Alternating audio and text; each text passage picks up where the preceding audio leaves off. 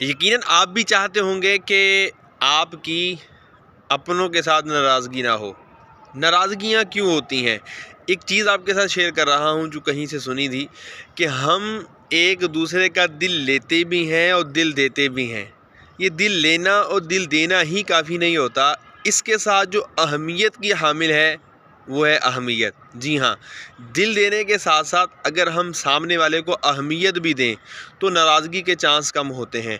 आपने देखा होगा, एक बॉस है और एक नौकर है, ये एक दूसरे को दिल देते देते नहीं है, ये रिस्पेक्ट देते हैं, ये इज़्ज़त देते हैं, ये अहमियत देते हैं और इसके इवज़ इनको एक दूसरे के साथ अच्छा रिलेशन मिलता है। आप भी अगर अपनों के साथ दिल लेने देने के मामलात के साथ साथ अहमियत देने का भी सिलसिला रखें, इज़्ज़त देने का भी सिलसिला रखें, तो आपको भी इज़्ज़त मिलेगी, क्योंकि इज़्ज़त मांगने से नहीं, बांटने से मिलती है।